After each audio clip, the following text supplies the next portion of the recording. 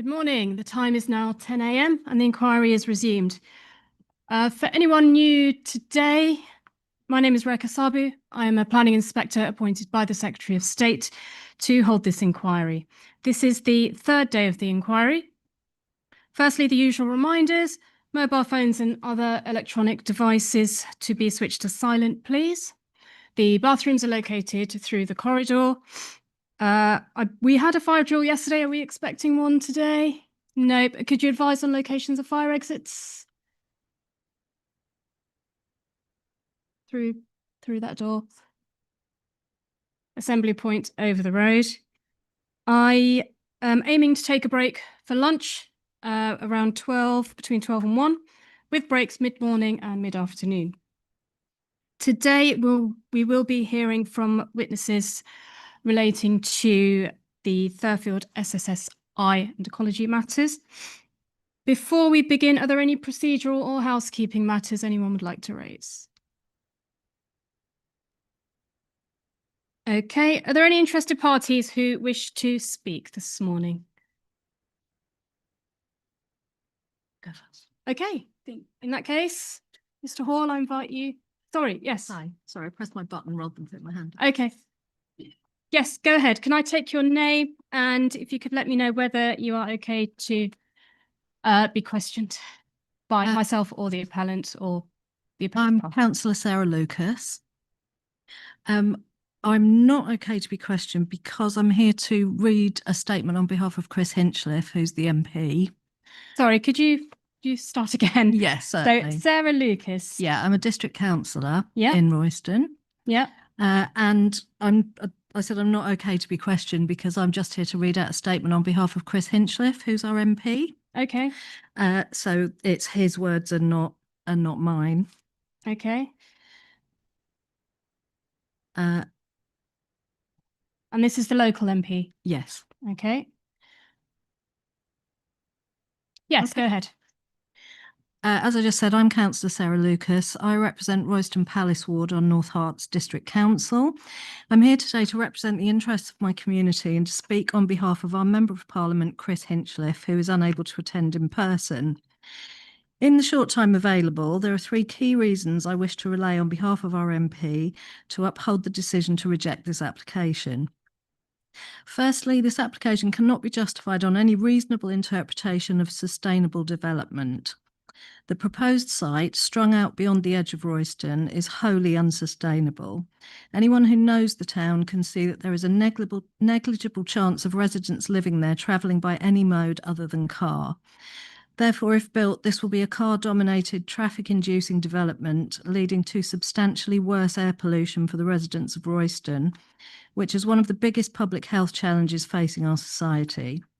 The Environmental Audit Select Committee recently held an evidence session in Parliament, hearing from eminent professors about the causes and impacts of air pollution in our country. When the panel was asked if development in our country is being planned sustainable from the perspective of health and air quality, the emphatic response was that we are currently creating a ragtag and a mess, and there is no strategic thinking. It is absolutely shameful, it is a shambles, and it is not working. Clearly, this is not what the presumption in favour of sustainable development is intended to achieve. This inquiry must stand up for sound planning and prevent the misapplication of policy repeating the mistakes of the past. The NPPF is absolutely clear about the great importance for planning decisions to have particular regard to directing development to sustainable locations. This site unequivocally fails that test. Secondly, in consideration of North Hertfordshire's land supply, the inquiry should be aware that the largest strategic site in the local plan, Growing Baldock, is making substantial progress and is expected to shortly be submitted for outline planning permission. This development will provide up to 3,200 new homes through a site allocated in the local plan and will immediately resolve the 5-year land supply when it is granted permission. To approve a speculative scheme with serious detrimental impacts on appeal on the basis of issues with the 5-year land supply, without reference to a context in which this will shortly be resolved, would be deeply regrettable. Thirdly, all parties accept that this decision is being made in the context of a temporarily incomplete 5-year land supply, and therefore the tilted balance of paragraph 11D of the NPPF is engaged. However, this inquiry should give very careful consideration to the weight given to the speculative delivery of residential dwellings, the majority of which will be at full market price. This approach to housing delivery has been comprehensively debunked as a meaningful solution to the housing crisis in this country, and ensuring the credibility of our planning system means that this reality must be recognised. I would refer the inquiry to the report published by the charity Shelter this year, titled Build Up, Not Trickle Down, which evidences in comprehensive detail that a trickle-down approach to housing based on market supply will not meaningfully reverse the staggering increase in house prices over the past 40 years and will fall far short of providing affordable homes for those stuck on waiting lists. In short, schemes such as the one before the inquiry do not meet genuine local need, and this must be borne in mind when considering the weight given to benefits arising from the delivery of this application. In summary, the site is contrary to key policies in the NPPF designed to direct development to genuinely sustainable locations, bringing significant and under-recognised harms. The tilted balance should be considered in the context of a clear and existing plan to resolve the 5-year land supply, and the benefits of this development are in reality limited and speculative. Thank you. Thank you. Yes. Thank you, ma'am. If I may, I would like to speak a second time because I feel that I was misrepresented. My comments from Tuesday were misrepresented. So I believe that... And would you be happy to answer questions? Yes. Okay. Yes, go ahead. So I'm speaking for a second time because my speech on Tuesday morning, I feel yesterday when Mr. Frisbee was cross-examined, he misrepresented what I said. I do not use... Apologies, it's Councillor Barnes, isn't it? Councillor Ruth Brown. Brown, my apologies. Sorry. I was on the planning committee that refused the application. Have the record. Thank you. I do not use the Barkway Road to commute, as I live on the other side of Royston. I occasionally cycle up the Barkway Road. However, I find it challenging, as would most average cyclists. I do not enjoy it due to the steep gradient and passing traffic. I cycle because I have a self-imposed rule that I do not drive short distances due to my deep-held concerns for the environment. It is not an attractive option for most people. The only other cyclists I ever see going up the Barkway Road are dressed in lycra and using it for training.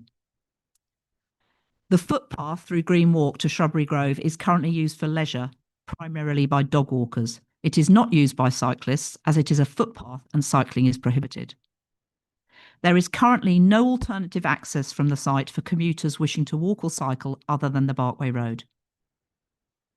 The proposed active travel route via Shrubbery Grove must be step-free to provide a genuine choice for cyclists. Having to dismount a bike, especially on a hill, is a significant barrier to cycling. I could not physically carry my bike, and most people using heavier e-bikes certainly could not either.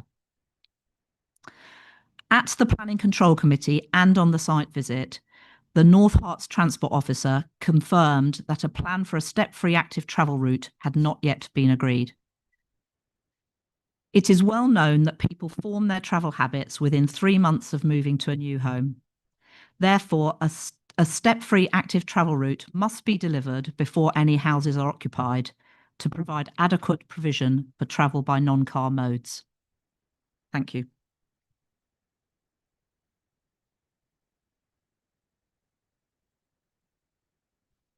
Thank you. I don't have any questions, Mr. Chung. No. Anyone else? Okay, thank you.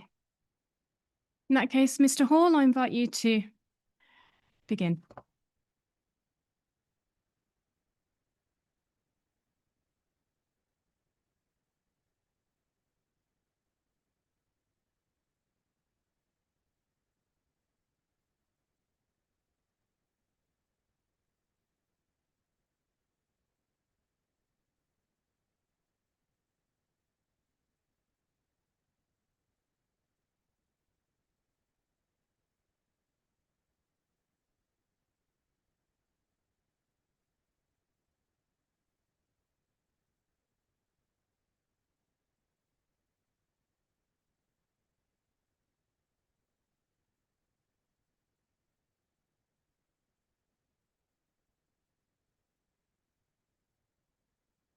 Sorry, let me get that sorted. Well, I appreciate the perhaps slightly unusual fact that I'm giving evidence from the front row, and you already have a lot of that evidence in my proof of evidence. So what I would like to do is take you through that proof of evidence and my rebuttal statement, and just really try and ensure that there is clarity about what I'm trying to say.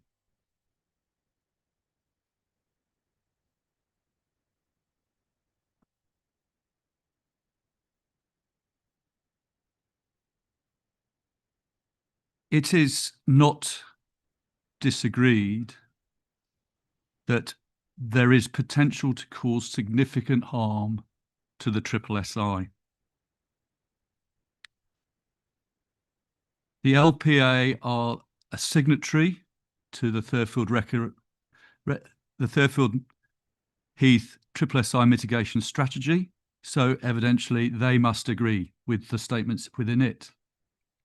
And through the process of agreeing common ground with the appellant, they also have agreed the potential for recreational pressure to cause significant harm to the SSSI.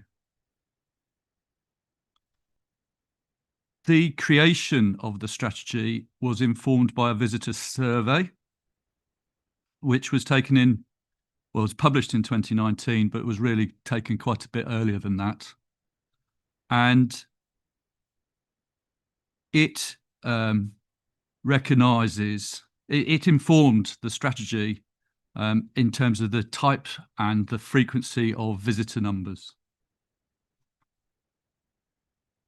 Natural England have stated in their statutory consultee response, we consider that without appropriate mitigation, the application has potential to damage or destroy the interest features for which Thurfield Heath Site of Special Scientific Interest and Local Nature Reserve has been notified. The conservators have not expressed an opinion deferring our opinion to be the same as that of Natural England. The statement from Natural England shows a potential to damage or destroy, and the conservators have interpreted that as the potential for significant harm.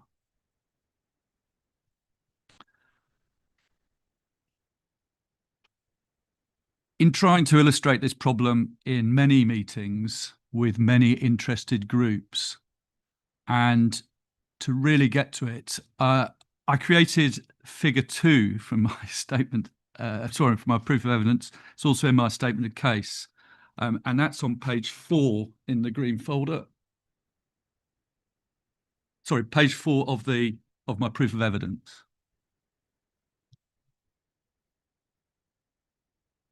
Yeah, it's online as well. Figure 4. No, it's called figure 2, page 4.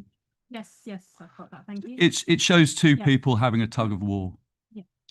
The reason I went for a tug of war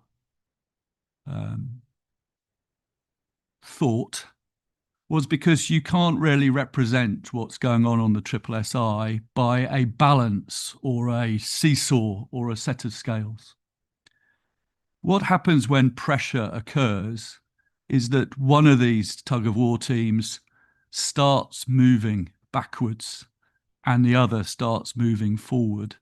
And that will continue without stopping until an equilibrium is re-reached.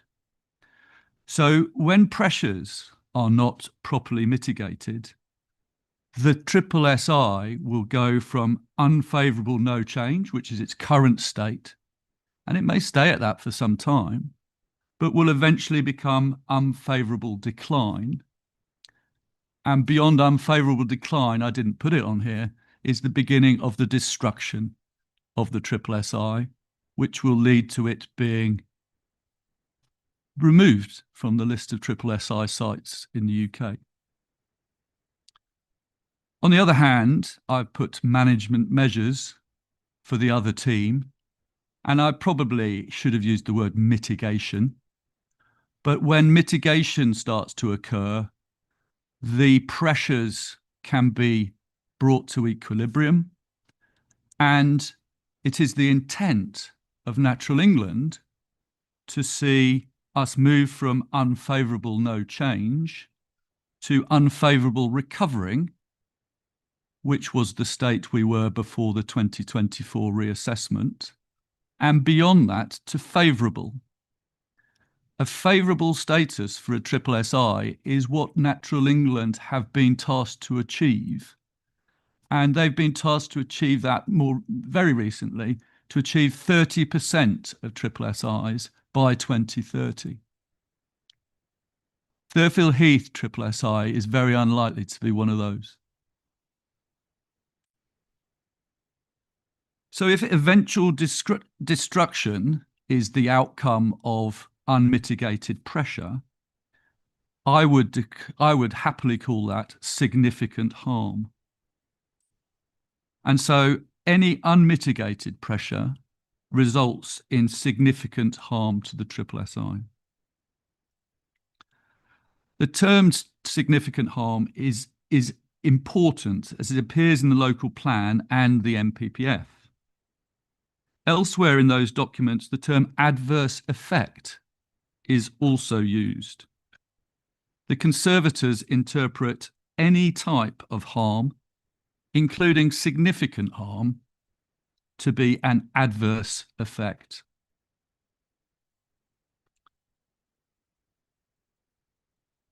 As I mentioned, Natural England downgraded the SSSI status from unfavourable recovering to unfavourable no change in 2024, which suggests that some level of significant harm has been occurring. The conservators accept that house building is not the only factor contributing to the pressures on the SSSI. But we do note, since the strategy, the Thurfield Heath SSSI mitigation strategy was agreed, the LPA have granted some 330 dwellings to be built in the zones of influence without securing any funds for mitigation measures via Section 106 or any other mechanisms. While any adverse effect from these 330 dwellings is not directly attributable to the appeal or the appellants and their appeal development, we are aware from Chapter 15 of the MPPF, and specifically paragraph 193, that development on land within or outside a site of special scientific interest and which is likely to have an adverse effect on it, either individually or in combination with other developments, should not normally be permitted. I'm asking you to consider if this development, along with others, is having an adverse effect on the SSSI. The conservators assert that both individually and in combination it will have. If you find adverse effect, then you should conclude it should not normally be permitted following MPPF 193. There is an exception to 193, being when the benefits from development significantly outweigh the harm to a SSSI, for example, when permitting national infrastructure.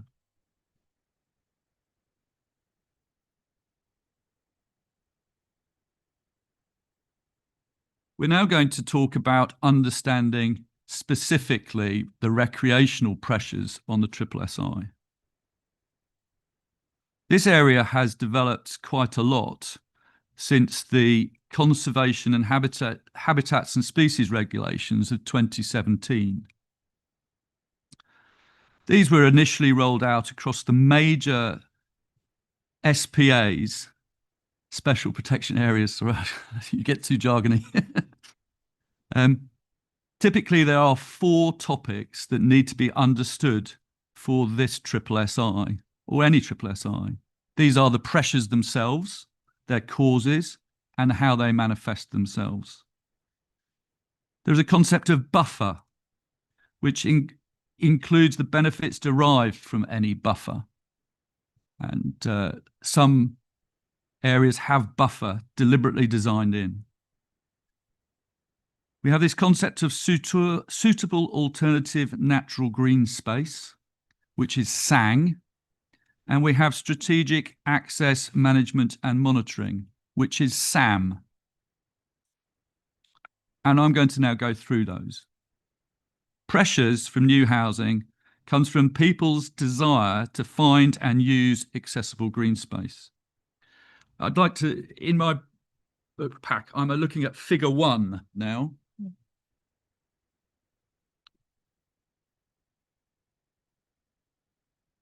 Figure 1 shows a house in the middle of some concentric rings, and each of those rings has a type of space associated with it, a minimum size of that type of space, a maximum distance, and a maximum journey. This diagram by Natural England, and it's sourced from their accessible green space standard, shows 5 levels of green space. And we need to look at how people will go and find, pardon me, all 5 of these levels from where they live. The 2 closest to the home, which are really only 1 level, are called the local green space or the doorstep green space. These are very small, typically below 1 hectare. They are usually within 300 meters of the dwelling, which would take less than 5 minutes to walk. We then have neighbourhood green space. These are of minimum size 10 hectares. They are a maximum distance of 1 kilometre from the dwelling, which is viewed as being a journey time of 15 minutes. And then beyond that, we have 3 significantly larger green spaces. We have a wider neighbourhood green space at 30 hectares, typically within maximum distance, 2 kilometres, and maximum journey time 35 minutes walk. Sorry, those are walk times that I gave previously. A district green space at 100 hectares, 5 kilometres distant, with a 15 to 20 minute cycle ride. And then finally, a sub-regional green space at 500 hectares, 10 kilometres distant, expected to be within a 30 to 40 minute cycle ride. So where in all of this does Thurfield Heath sit? Thurfield Heath is an accessible green space. I'm careful to use the term Thurfield Heath and not Thurfield Heath SSSI because the two are not, they don't perfectly overlap, but they're pretty close. Thurfield Heath is 150 hectares. So it qualifies as all but the sub-regional green space, and it is also within all of the travel times and distances of the neighbourhood green space, the wider neighbourhood green space, and the district green space for this development. I should have mentioned, this model is sometimes referred to as the ANGST model, Accessible Natural Green Space Standard, and that's the title in which it appears in the Thurfield Heath SSSI mitigation strategy.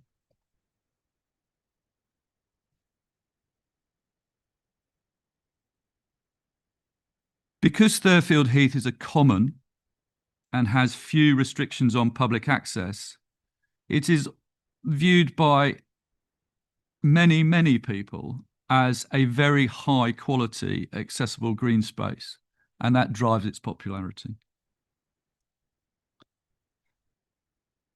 To inform Natural England how to mitigate recreational impact, as I said, Natural England sponsored a visitor survey that was published in 2019, and it measured visits to this SSSI, not visits to the Heath, but simply visits to the SSSI. So we were not using it to measure people who said their destination was to use sport facilities or the cafe. They were going to visit the open green space. And we were told from that survey that people living within the inner zone of influence, a 1.9 kilometre zone, on average, have 14 visits per household per year.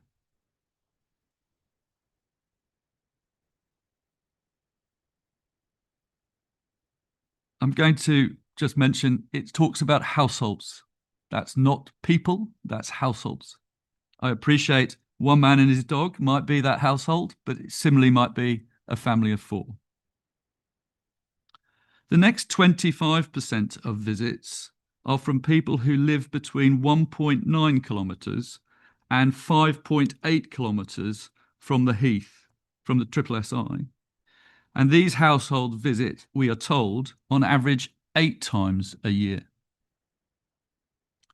The final 25% of visitors come from further afield. I've met people who use the green space as a stop-off when travelling to Norfolk. Others travel significant distances. Recently, we had a visitor from Devon who came specifically to see some of the SSSI features. Modelling at this 50% and 75% level apparently is a standard technique. And we have to think about when we look at that, we have to think about the types of green space that are available to people in Royston. And generally in Royston, it's a fairly leafy, green, grass vergy type town, as you'll see if you haven't already concluded it on your site visit. And therefore, these 14 visits per household per year are coming beyond or some of them are coming beyond the neighbourhood local green space. For a 280 dwelling development, that's about 3,800 SSSI visits per year, and that's every year. Now, the survey was pre-COVID.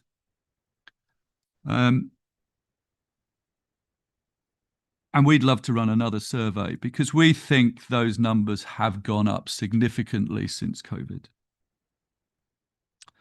Okay, so that introduces pressure, and that's the type of pressure we're talking about. We're talking about these groups of people coming for recreation on the SSSI.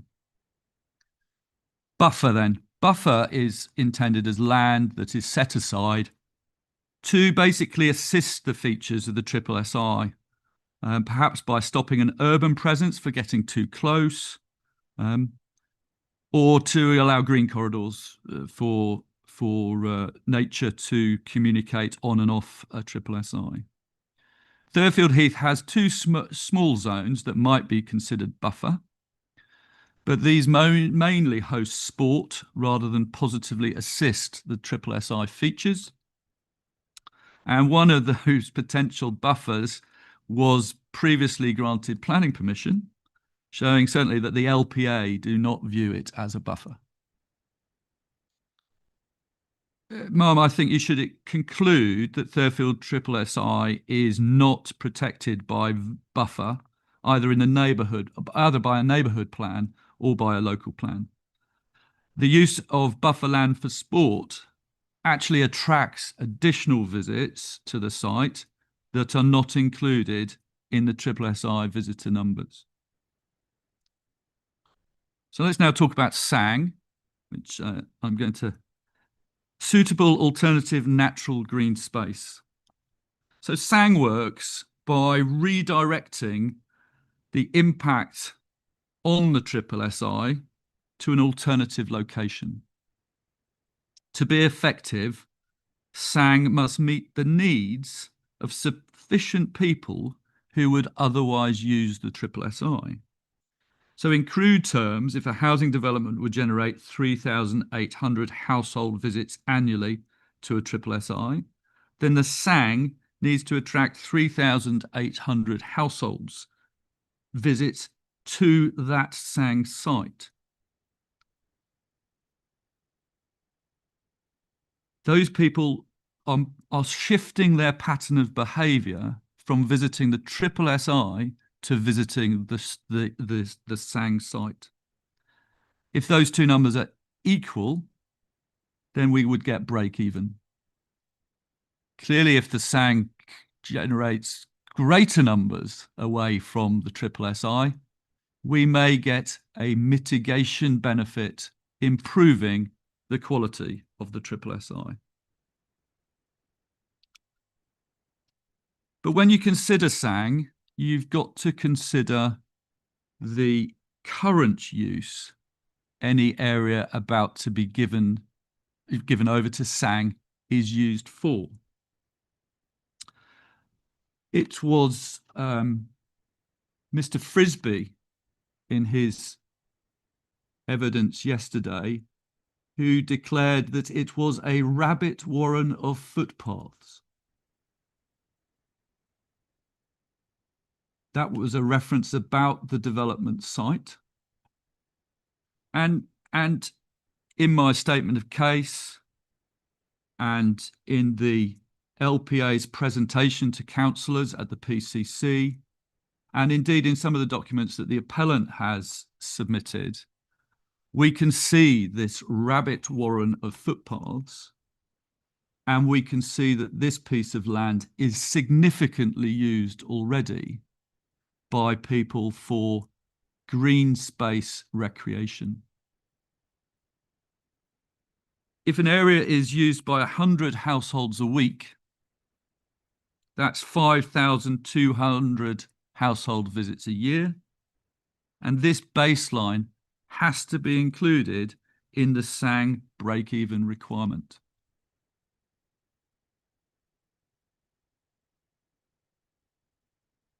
I personally use the development site. I walk on the rights of way while walking my dogs. And I just want to say this, the addition of a road going across Bridleway 10 with some 140 houses to the west of it, with that number of vehicles coming and going, will significantly change the way I handle my dogs while on the Bridleway 10 on this site. Because whereas at the moment I get to the end of Grange Bottom and I let my dogs off lead and we walk up the Bridleway and have to dodge Richard and Jean's delivery maniac on a small private road, this road that will come across it is going to be significantly busier. So for a person like me who chooses to walk away from the heath and who chooses to try to get into good countryside, I am likely to stop using this route as much. And I wonder how many of the people who currently use it will feel the same way. The Conservators have looked at footpath wear, and we expect the number to exceed 100 household visits per week to the current land. And it may well be that local people have a view. When I was there on Tuesday morning, I saw 5 other people walking dogs. SANG doesn't have to be on a development site. in the Thames Basin, which a lot of the Thurfield Heath strategy is based on, there is a generalised SANG provision being developed in an allocated area by a number of developments in alignment with the local or neighbourhood plans. There seemed to be, and I think we've got over it, some perception that there are no recognised SANG standards. There are, although they're possibly not documented by who you think they'll be documented by. And we've included the Thames Basin Standard, which was documented by Bracknell Council within the core documents. This standard makes the point that SANG has to be natural or semi-natural green space. I guess it's in the title. It's not an urbanised green space linked to a built environment. A sports pitch is not SANG because it's not natural. Allotments are not SANG because they are not accessible. SANG will often need to attract people from existing patterns of behaviour. And for this reason, the standards look at and suggest it's always necessary to provide allocated car and cycle parking for people to come to the SANG. Signage is often a good idea to help people understand how to use and access the SANG. Clearly, because we're trying to solve a problem for time, any SANG must be provided in perpetuity, and a management regime must be sustained to ensure it continues to function as SANG. When these are not in place, any mitigation will likely only be short-term. There are other standards, and there's another one talked about at significant length in the Thurfield Heath mitigation strategy and by the LPA when they're talking about space, and that is the Fields and Trust Standard. It deals with a number of categories of land that contribute to the lifestyle and the quality of life of people in a settlement or a region. Fit land cannot be assumed to be accessible green space, and there is no correlation between a fit figure and an accessible green space. I believe the appellant and the Conservatives have agreed this point in a statement of common ground. The LPA have not required the appellant to produce a document in which it is stated how much SANG is on the appeal development site, what standards it will meet, how much parking will be allocated, how its uptake and ongoing use will be measured, and how it will be retained and managed in perpetuity. We found that surprising because we didn't think that green infrastructure, including public open space, could be a reserved matter. Now, Mum, I'm going to have to say this is a piece where I think I'm going to be shown to be ignorant. We noted the application as being for outline planning application for residential development of up to 280 dwellings, including affordable housing, with all matters reserved except for access, which is to be taken from Barkway Road, green infrastructure, including public open space, landscape boundaries, and SUDs. So what you've got after the all matters reserved except for is a list that includes green infrastructure, including public open space.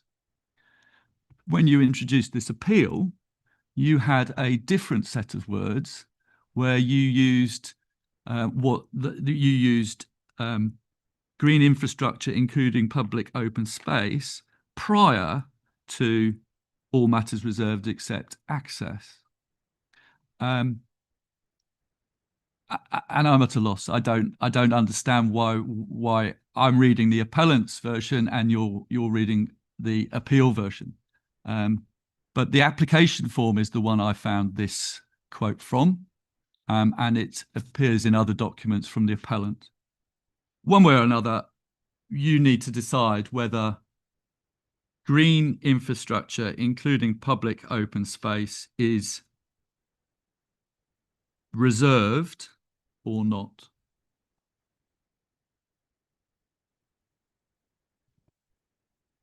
I'm very happy to say there are a number of documents produced by the appellant and presumably looked at by the LPA, which are indicative of some SANG, but I find few actual commitments to SANG.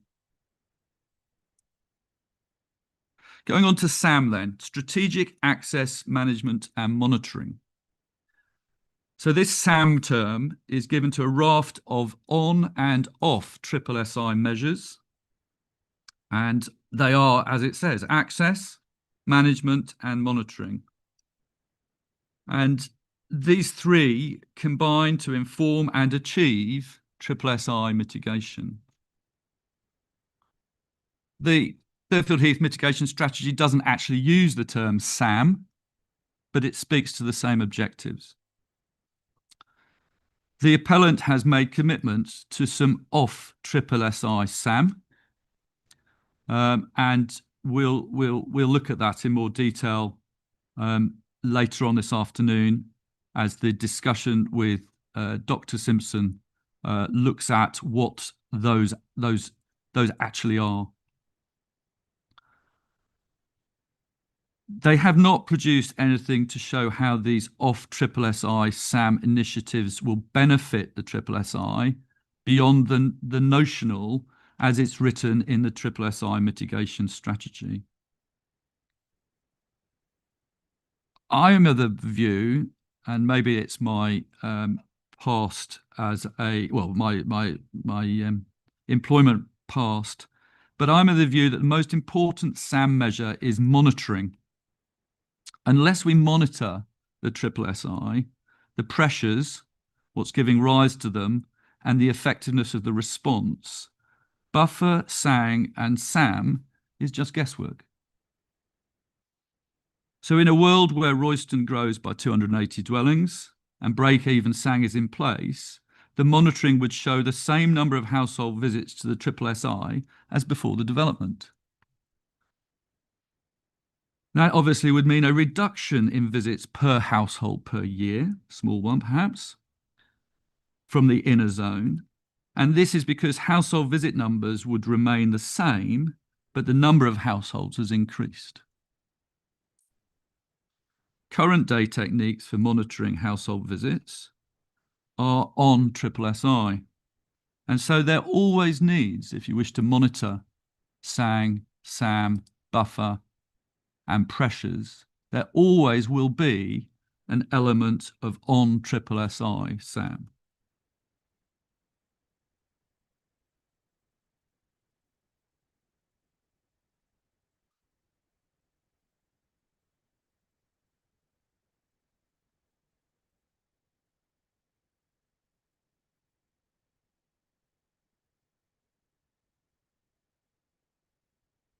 I invite you to conclude that the LPA and the appellant are not across this topic and have not done the work or listened to the right people to have clarity on what it will take to mitigate this development.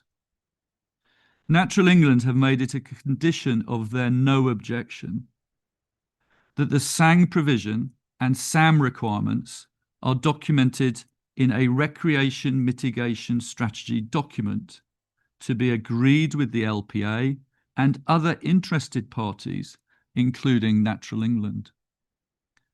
The Conservators would expect to be one of those interested parties. They note perpetuity where they say, in addition to an appropriate financial contribution to the on-site management on Fairfield Heath SSSI LNR, the aforementioned mitigation will be secured in perpetuity by an appropriate planning mechanism.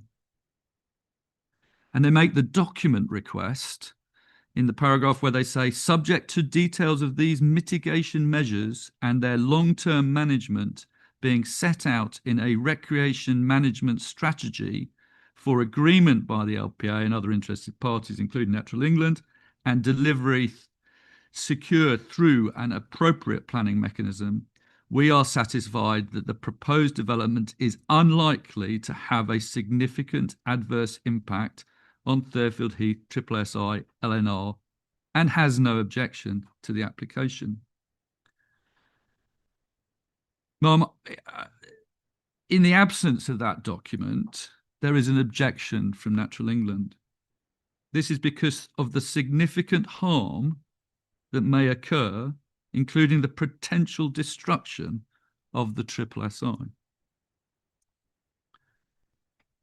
I also want you to note that Natural England expect there to be an appropriate financial contribution to the on-site management on Thurfield Heath SSI LNR. As will be shown later, this specific element must be agreed with Natural England and all the conservators. I can confirm that to date, it has not been agreed with the conservators. In a circumstance where the inspector where you cannot know for certain that the development will mitigate harm to a SSI, you must apply a precautionary principle. And I'll explain that in more fully when considering other appeal cases later on.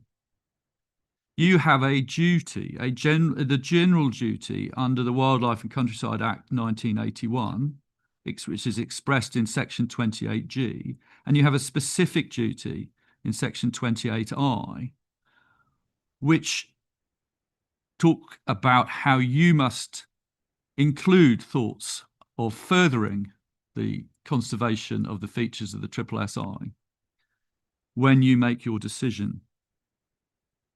I also believe that if you don't know for certain that development will be mitigated and there will be harm to a SSI, that you should disengage the tilted balance via MPPF 11D I, or Roman numeral 1. And 193, as we've covered earlier, says that you should not normally grant planning.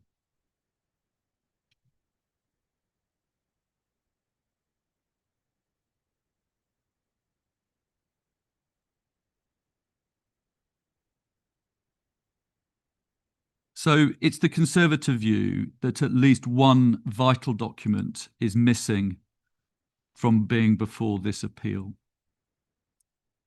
It could be a single document that fulfills both roles, or two documents are needed, but at least one document is needed that explains in detail how SANG and SAM combine to fully mitigate the harm to the SSI. I've already talked about the Natural England's no objection and the conditions of it. They want a recreation management strategy. They want it to be secured through an appropriate planning mechanism. Its delivery to be secured.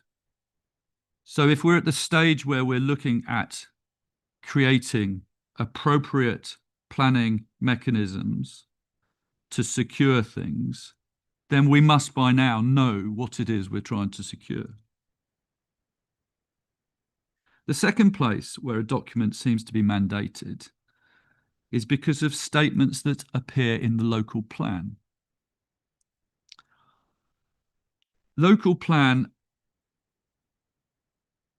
which is on CD 4.1, has a paragraph in it, 4.162. This paragraph is a bit of a horlicks.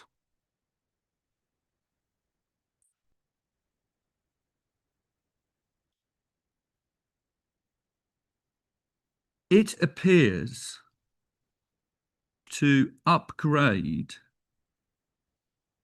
national sites within North Hertfordshire to be treated as habitat sites from within the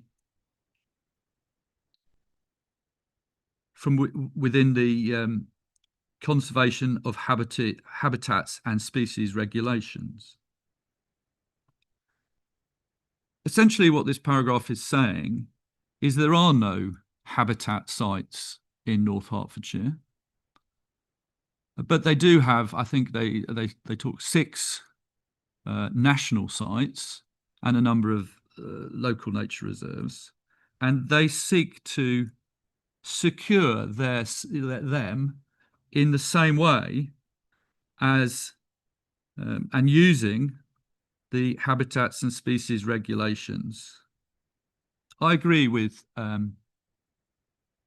Dr. Simpson in his proof of evidence that this paragraph itself is a bit of a horlicks. The habitats and species regulations quoted are from 2010, which were already outdated by the time that the local plan was written. And there is no national site component to those regulations. But we have to remember that this is the local plan. It went through a rigorous process of being checked and worked on by the Planning Inspectorate and other parties. And this paragraph survived all of those processes. And it can only have survived because it has meaning. If it was meaningless, it would have been cut out. So the Conservators are looking at this paragraph, and we're thinking that a national site should go through the same treatment as a habitat site within North Hertfordshire.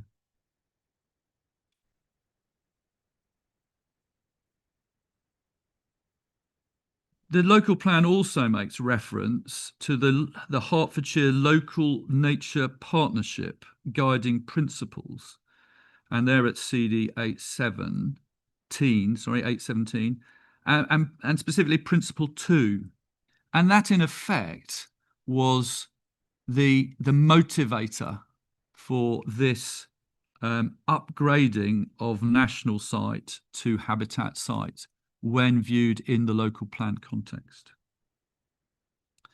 If our interpretation is correct, and Madam, you must make your own interpretation,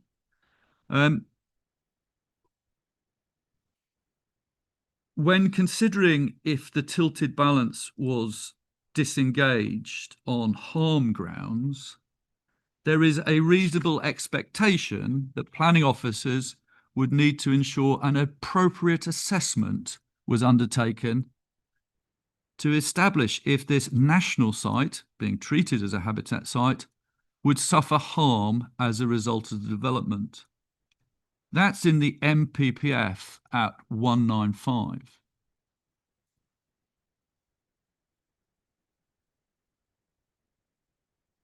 So we don't really mind, the Conservators don't really mind whether we're looking for a recreation mitigation strategy agreed with Natural England and the Conservators, or an appropriate assessment agreed with whoever normally does appropriate assessments. But one of these documents needs to exist because this is the core part of that document would clarify how SANG and SAM would be delivered to ensure there is no harm to the SSSI site. We do not, this appeal does not have before it either of those documents in any kind of agreed form, and it's therefore very, very difficult to assess if the tilted balance is or is not engaged. MPPF D Roman numeral 1 is unequivocal. Unmitigated harm to a habitat site and or a SSSI disengages the tilted balance unless the benefits of development significantly outweigh the harm. We've talked already about Natural England, and they have said the potential to damage and destroy. And because the SANG and SAM ideas have not been agreed or shown to mitigate fully, the only conclusion that we can reach is that the tilted balance is disengaged.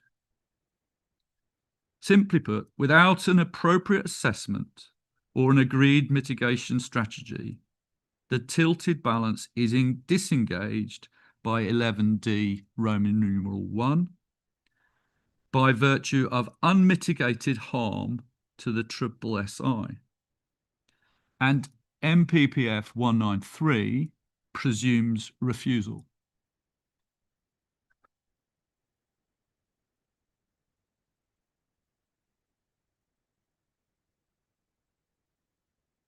So the question also comes as to whether this needs to be known at outline stage or whether this can be pushed down the road to a reserved matter. For me, this is a question about, is this a fundamental principle of development or not? And I would say that any site within the zones of influence of our SSSI, not just this site, need to go through this thinking. The law protects the SSSI, and it is not possible to grant planning without knowing if harm to a SSSI will be mitigated or not. And that view is entirely consistent with your duties under the Wildlife and Countryside Act 1981, in both the general duty and in permitting an operation that will cause impact to a SSSI.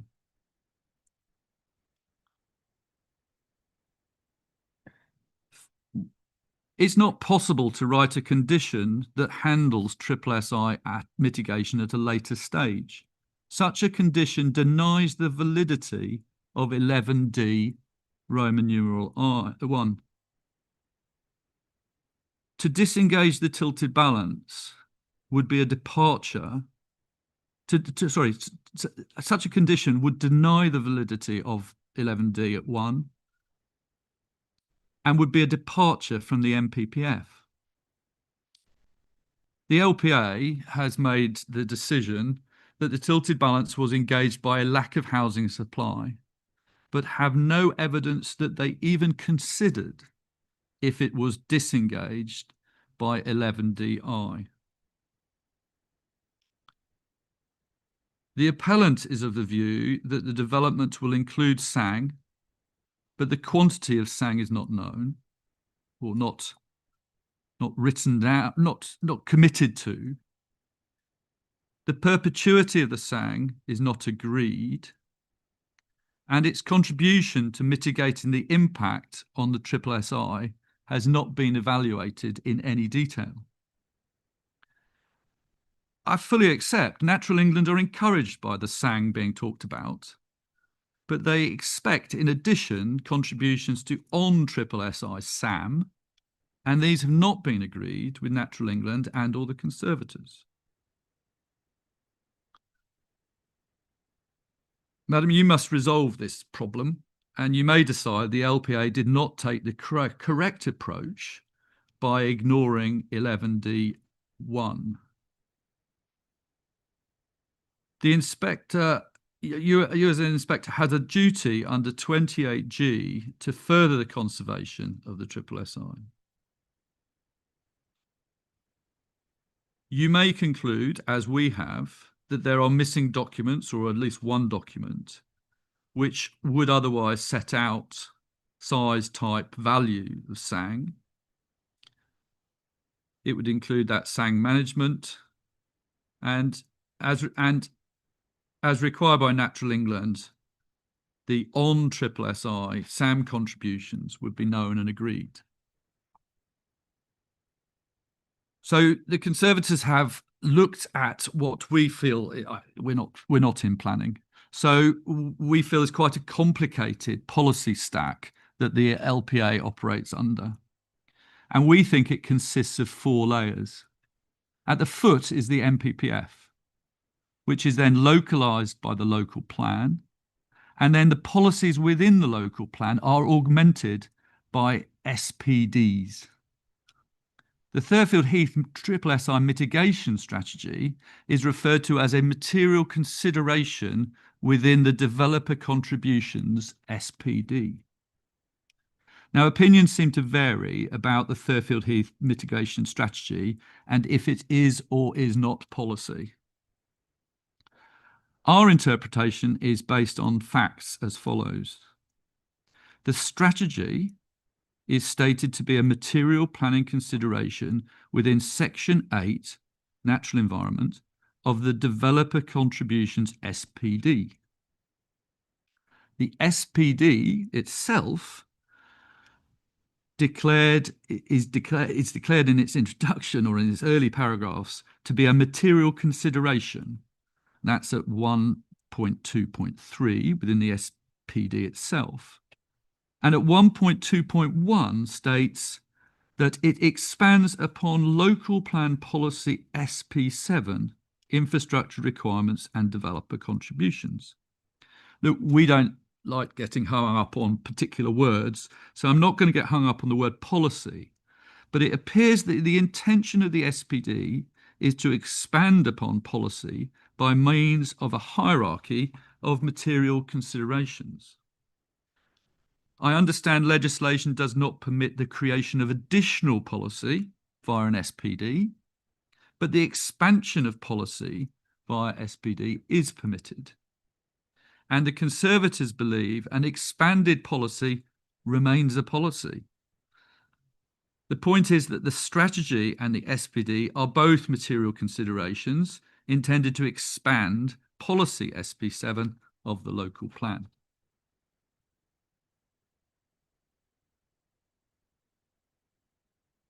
Madam, you've got to work out whether it is policy or not. We've worked through the developer contributions SPD to identify the must-do elements. From within the SSSI mitigation strategy, it's clear that while SANG can deliver positive mitigation to recreational pressure, all schemes intending to mitigate are mandated to include some on-SSSI element. As discussed earlier, this may be as little as monitoring activity. But the point is, it's there, it's in black and white, that some on-SSSI activity is mandated. This is found in the strategy, Thurfield Heath Mitigation Strategy, at Section 6, which is the action plan funding and delivery section. It's at page 56.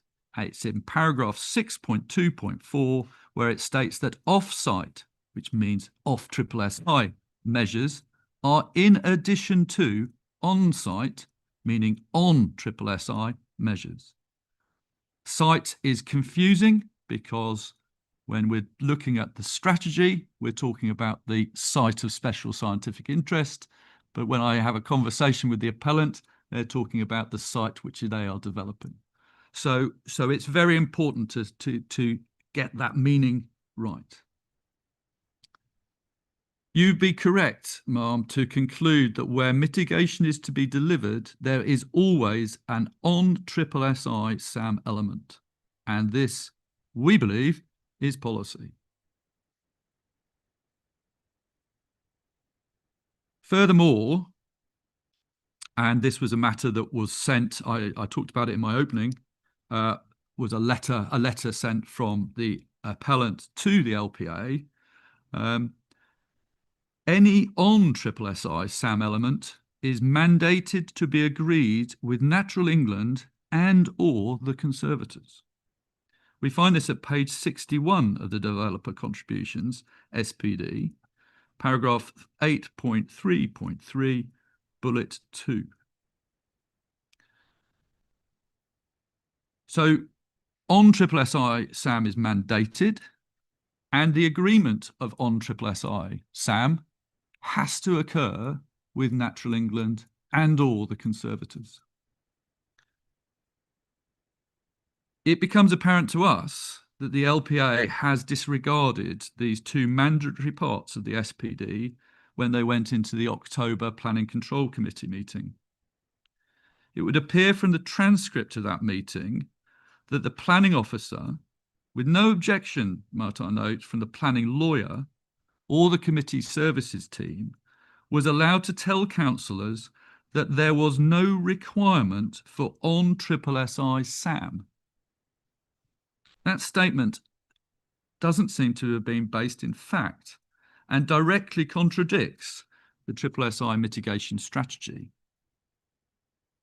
I think really what had happened that evening was that the planning officer had not managed to achieve a delivery agreement with Natural England and or the conservators as required by the Developer Contributions SPD, and for this reason acted perhaps ultra vires, but certainly contrary to council policy. The LPA have refused to release a copy of the signed heads of terms for developer contributions. And the public remain in the dark about what had been agreed before the October Planning Control Committee meeting. The appellant has released a document that is titled Heads of HOTs, which is CD 2.39, but it does not agree in its text or its numbers with the officer's report, which is at CD 3.5 and CD 3.6. And the heads of terms from the appellant has absolutely none of the legal formalities we would expect to find on a heads of terms document. I have real doubts as to whether the LPA and the appellant actually had an agreed heads of terms. Each of them have put forward documents, they're different, and neither of them are able to seemingly produce a document that really replicates what I would expect from a fully signed off heads of terms. The LPA have yet to confirm or deny if any agreement was in place with Natural England. We have been awaiting for some considerable time some responses to freedom of information and environmental information regulations requests on this topic. Local Plan Policy SP7, again, it states unequivocally in paragraph C, refuse planning permission where appropriate agreements or processes ensuring criteria A and B can be met are not in place. But we're having real difficulty understanding how the LPA got that past people.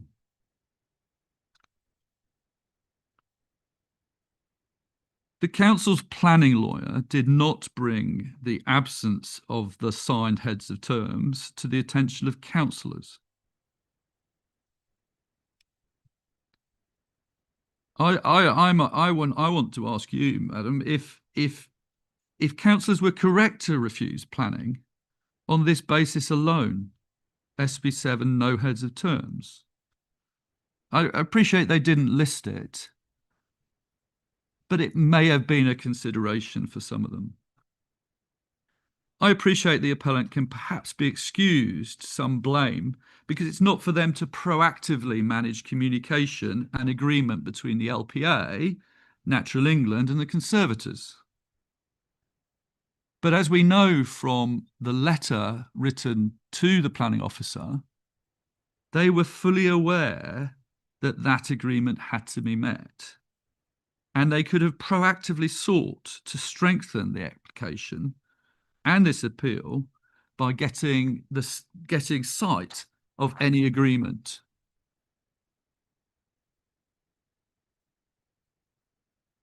To call for an appeal when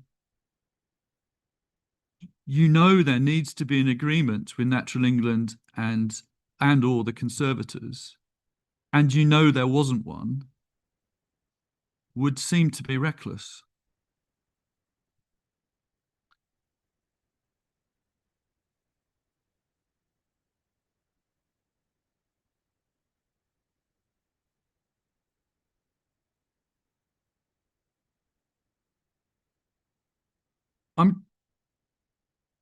I want to just return briefly to what Natural England said they expected the output of this development to be.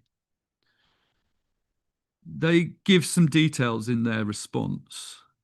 Delivery of greater than 3 hectares of on-site open space. Retention and enhancement of on-site woodland, SUDS features, a proposed circular path linking into adjacent public rights of way and signage. Provision of dog waste bins on site. And then they ask for, in addition to an appropriate financial contribution to the on-site management on Thurfield Heath. And all of it's secured, as we talked already.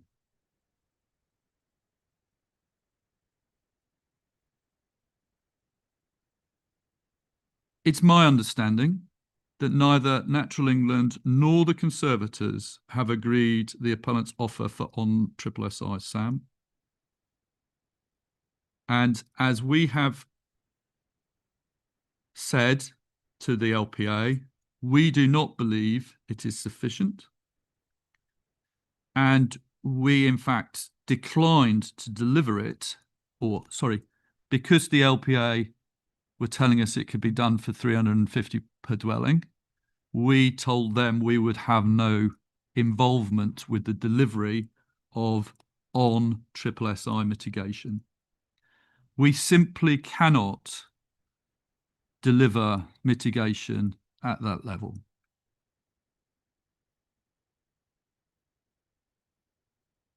We formally told the LPA in a letter before the October PCC meeting that we were withdrawing our offer to be involved in SSI mitigation.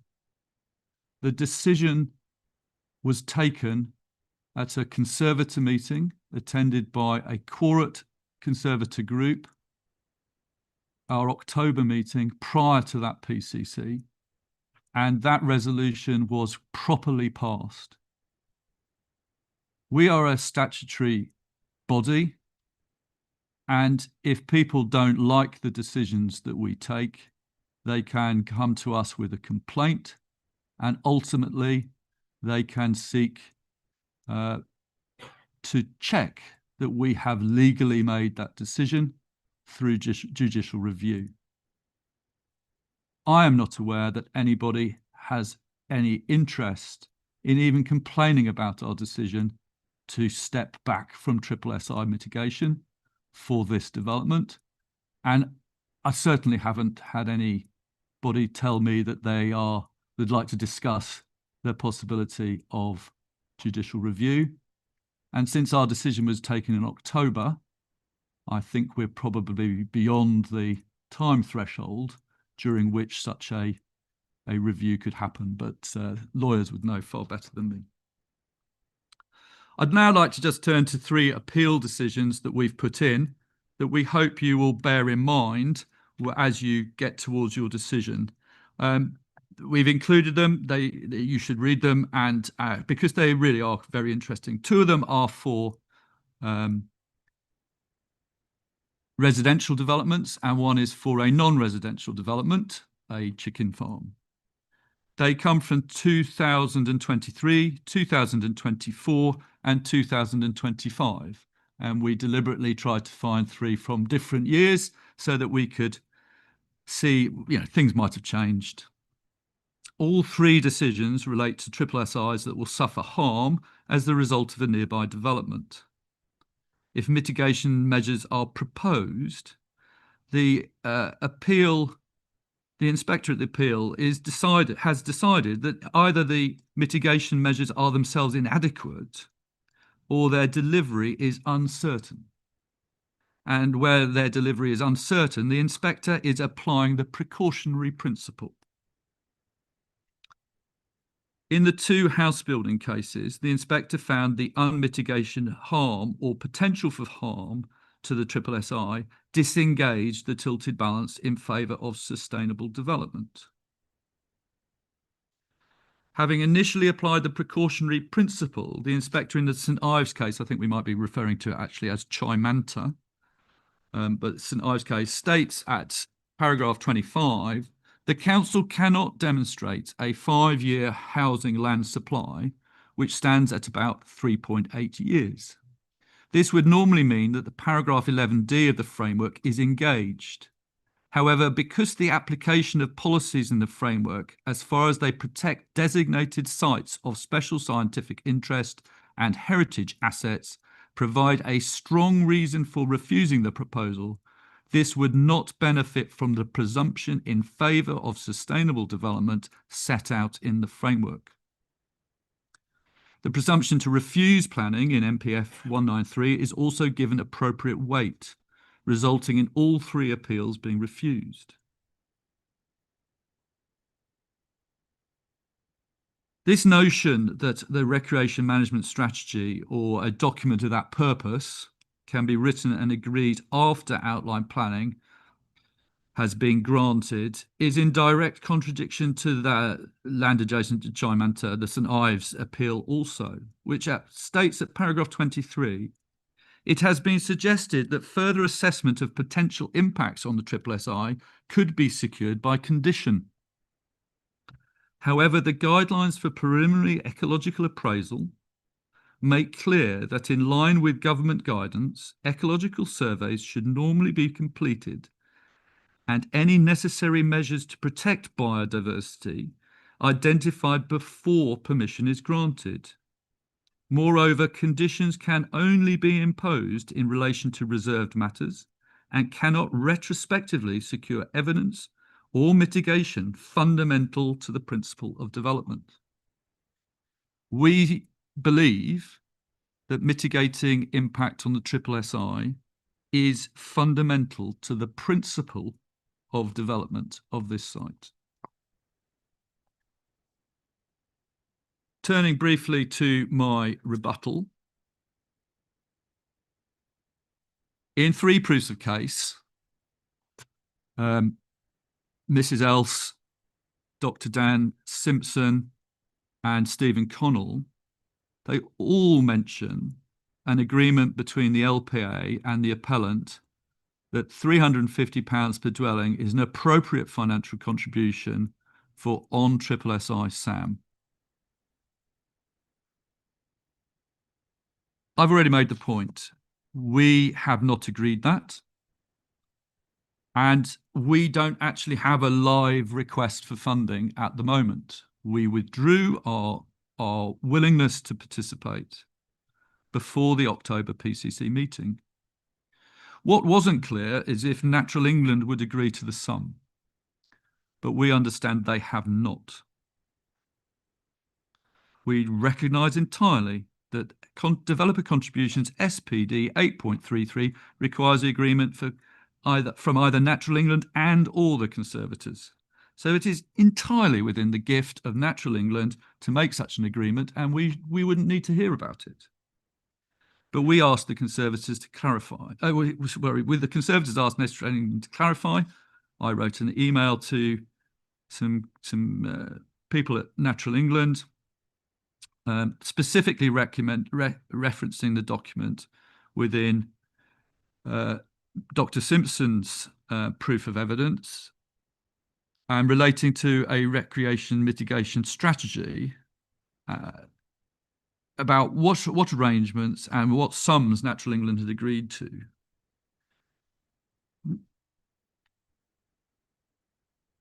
Full emails are part of this, and I'm grateful that you've allowed them to be produced, even if I didn't quite get the evidential rules right there. The significant point is that Natural England defer the level of funding for this development, that's the on SSSI funding, to be agreed between the LPA and the Conservators. They say Natural England maintains our position that we do not object to the Barkway proposals subject to securing of mitigation measures, including SAM payments, as agreed between yourself and the council.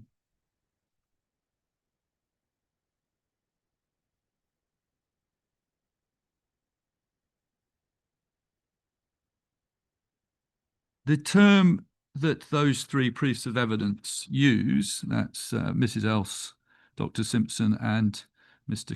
Connell, the term agreed sum is therefore misleading, as the parties that Natural England require the agreement to be made between are the LPA and the conservators.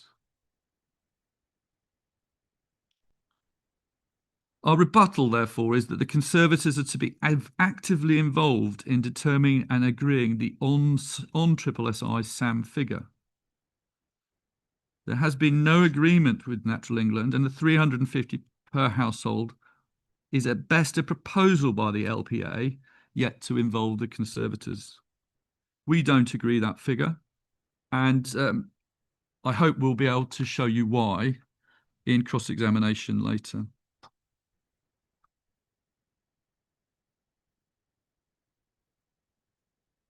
Our belief, therefore, is that this appeal does not agree to fully mitigate the impact on the SSSI. Tilted balance disengages, 193 comes through and would normally cause refusal.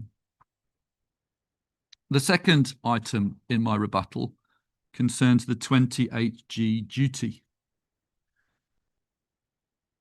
And I'd like to refer you to the actual law. It's in section 2. It's also written in Dr. Simpson's proof of evidence. But the law requires the authority, the 28G authority, to be fulfilling one of its functions for the duty to kick in. We do have functions which cause this duty to kick in.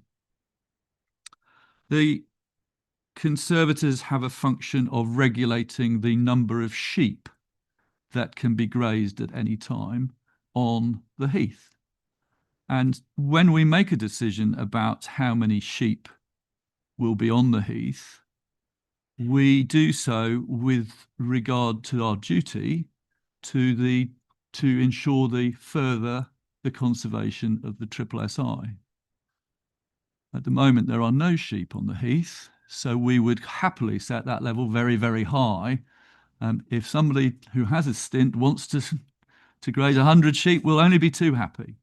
And we would go through the process of ensuring that was properly considered and decided with Natural England. Similarly, we have a power to plant trees. When planting a tree on chalk grassland, you would effectively destroy the habitat. We don't plant a lot of trees on the SSSI. We don't plant any. What I'm trying to get at is there are functions that we have that we do where this duty kicks in. But we do not have a function which is to mitigate recreational pressure. So when people tell me that I am legally obliged, I would like them to particularise from the Act of Parliament and from the award what function from that Act of Parliament or that award are they seeing me doing where they think they would like me to apply that duty more accurately. And I can't, I've been a conservator now I'm in my 8th year, and I know the types of decisions we make, and we don't make these decisions lightly.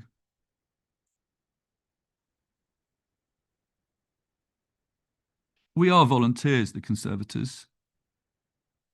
We are only 8. We have one part-time clerk. who is sitting next to me. We also have a ranger who is employed via the Section 106 contributions from other developments as an attempt to mitigate. That money runs out in 28. We'll be back to 8 volunteers and a clerk, a part-time clerk. We take no money from the public purse. We generate our income from things that we're allowed to do on the heath, on the common. We're allowed to charge for the training of racehorses. We're allowed to charge for structures and booths. And by structures and booths, we have managed to levy charges against the golf course and its clubhouse and our cafe. These are the things that defray our expenses, and our expenses, unbelievably, are at times frustratingly spent by trying to fend off encroachment, by trying to get people to realise the importance of the space and allow other people to recreate on it happily, for the removal of nuisance. These are the fundamental reasons that we do our job.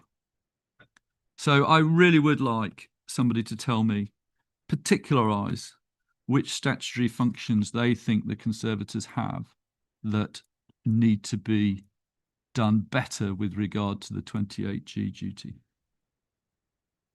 Madam, that concludes the embellishment of my proof of evidence and my rebuttal. Thank you, Mr. Hall. Before I ask Mr. Chung whether he has any questions, I do just want to clarify that you were quite right. I did read out a different description of development than the one that you stated. And I did that because my understanding is that the description of development was changed, and that was agreed between the council and the appellant. And I invite both parties to comment. Council first.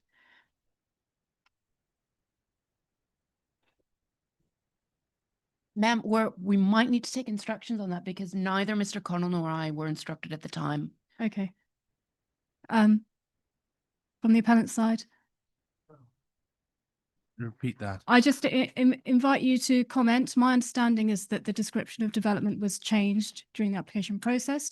So the one that the council determined the application against is different to the one stated in the application form. That's right. That's And right. That's correct. Okay. It is also noted in the statement of common ground, I believe. Oh, there we are. I'm having the same problems as Mr. Chung. We're content with that. I know that the planning officer who determined it is watching via the live stream. So if that's wrong, I'll get an email. But I'll confirm that over the lunch adjournment that that's correct. But I can't see why that's not correct. So thank you, ma'am. Okay. Thank you. I think we should have a short break, and then I will ask whether there is any cross-examination. The inquiry is adjourned. We will have a 15-minute break, so we'll come back at 11:45. Thank you.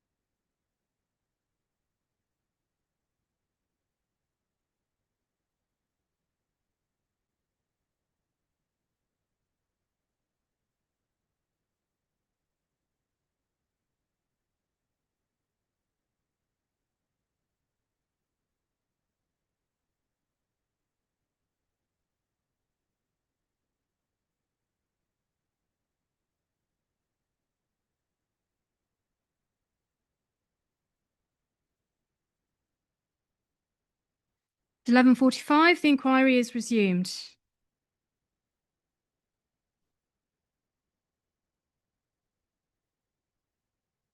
Mr. Chung, do you have any questions you'd like? Just a few, just a few. I won't be hopefully not very long, ma'am.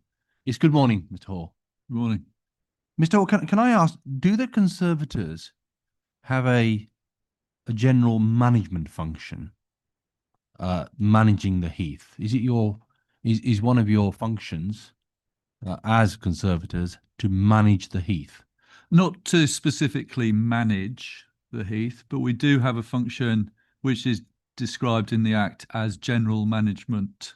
Yeah. So the purpose, you've got to remember it's a common, and the landscape is agricultural.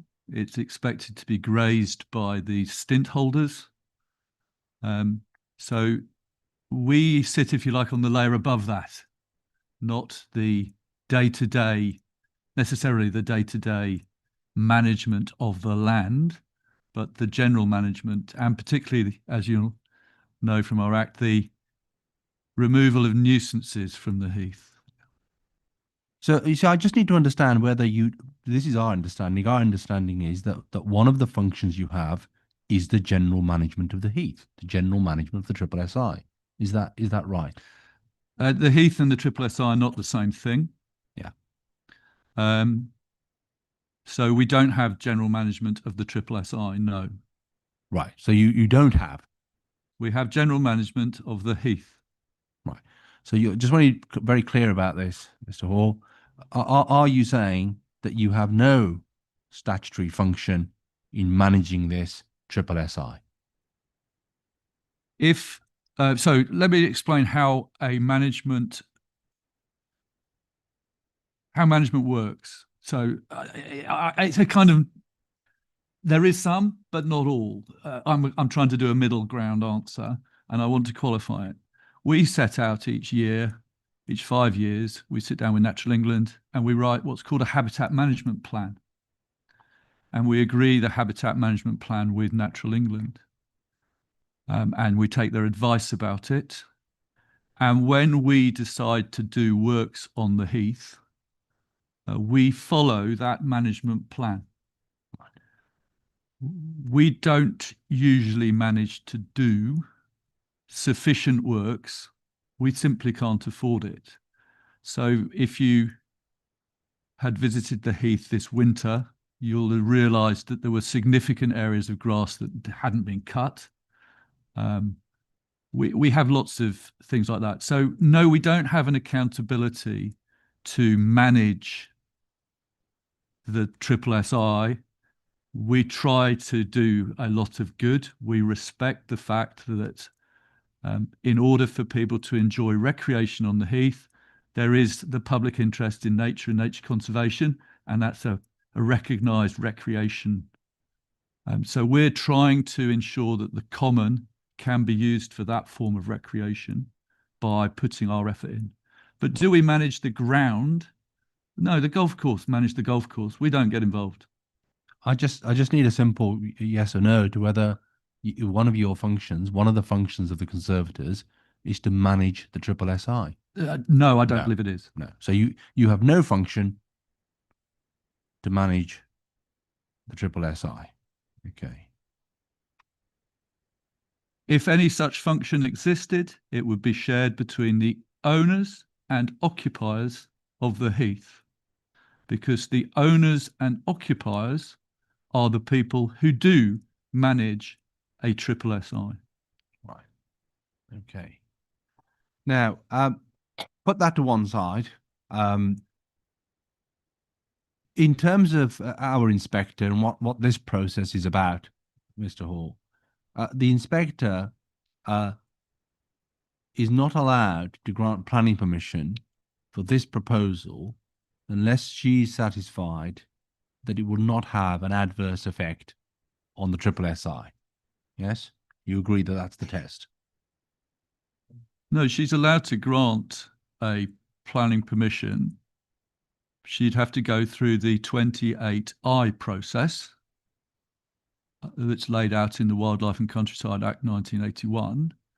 which I understood is also documented quite adequately within a circular, which is referred to in the MPPF, which I think from memory, it's either 0506 or 0605, I can't remember. It's in the MPPF,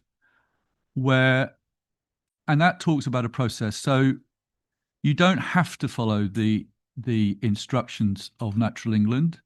I didn't ask you about Natural England. I'm simply getting you to whether we're on the same page here. Very simple question. The test is in section 193B of the MPPF. Oh, sorry, you didn't specify that. Right. That in order to grant planning permission, the inspector has to be satisfied that the proposal will not have an adverse effect on the SSI. Do we agree? Let me find 193. Yeah, certainly.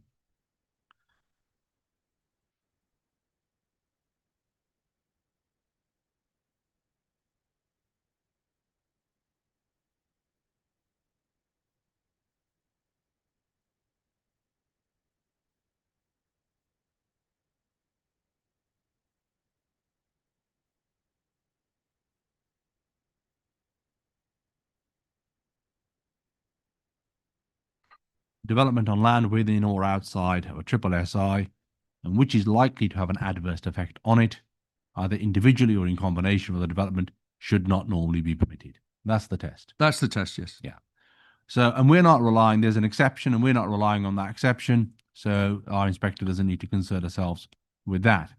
So in simple terms, do you agree that if she's satisfied that this development will not have an adverse effect on the SSI, she's entitled to grant planning permission? She certainly would overcome 193, yes. Thank you. Now, in deciding whether this proposal will have an adverse effect, we can agree, can't we, that she needs to consider all of the evidence that's before her in terms of what the likely adverse effects will be without mitigation, and then ask whether there is mitigation that can be delivered that will ensure there is no such adverse effect. Do you agree? I agree, but not with the word can be delivered. I think there needs to be, it's committed to be delivered, I think, needs to be there. Fine. Well, first of all, she's got to identify whether there is mitigation. Yes? Adequate mitigation. Adequate mitigation that is capable of being delivered to ensure there'll be no such adverse effects. Correct. Yeah.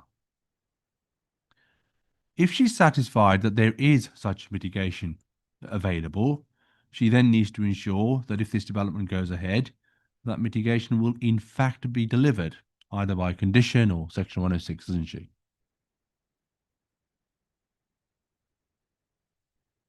Yeah, well, so if you, I thought that was the purpose of these SIL compliance notices or whatever. They lay out how these things will be delivered, don't they? Yeah. So I'm just taking this in stages, Mr. Hall. So we've agreed that she's got to be satisfied that this development won't have an adverse effect. Once she's satisfied, she can grant planning permission. In deciding whether there will be an adverse effect or not, she needs to consider all of the evidence in front of her to establish what the likely adverse effects will be without mitigation. That's the first step. She then has to ask, is there mitigation that can actually be put in place that will ensure no such adverse effects? And if she's satisfied that there is such mitigation, then she's got to ask herself, well, is there a mechanism, a legal mechanism, by which that mitigation will in fact be delivered if I grant planning permission? Yeah, I agree. Yeah, so all of that is agreed.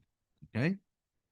Now, we have proposed a mitigation strategy that will ensure no adverse effect on the SSI, and Natural England have been consulted on that strategy, haven't they?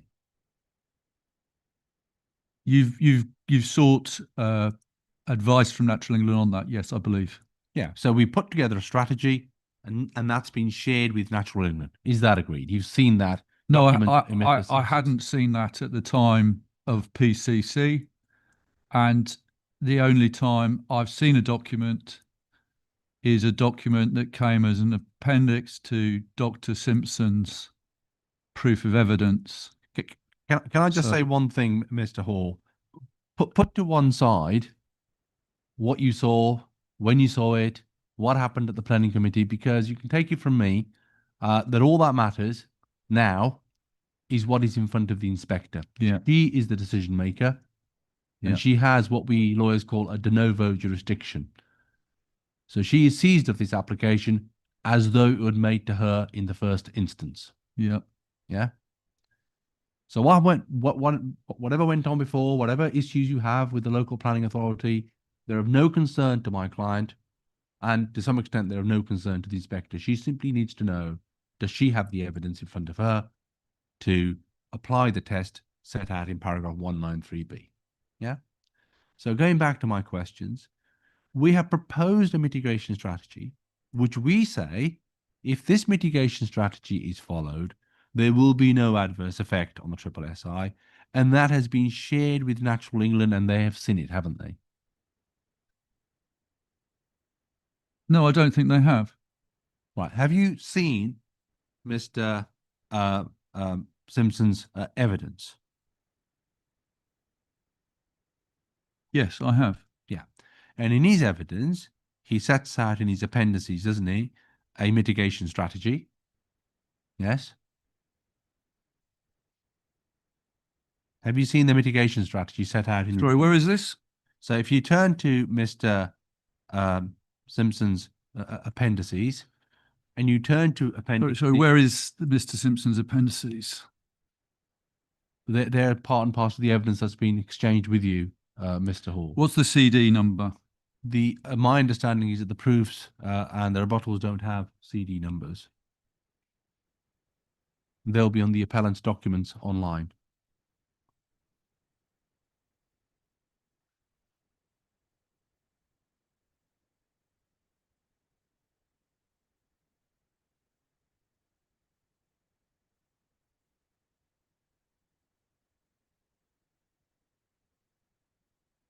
Appellant inquiry documents. Yes.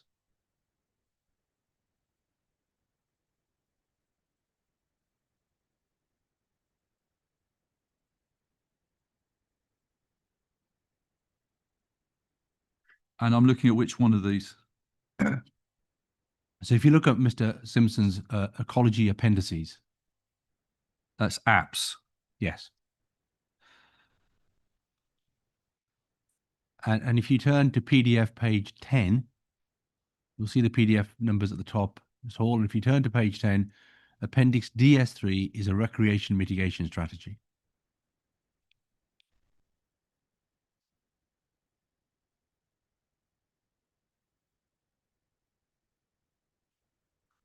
So that mitigation strategy, Mr. Hall, has been shared and has been looked at and read by Natural England. Were you aware of that?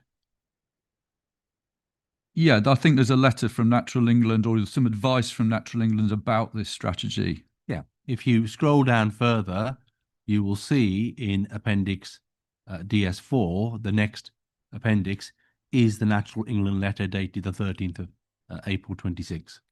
Fair enough. And they have seen it. And what they say, if you keep scrolling down, it's a very detailed letter. They've had a look at the strategy in some detail, number of paragraphs responding to it, etc. And then on page 27, PDF page 27, advice on suitability of the recreation mitigation strategy.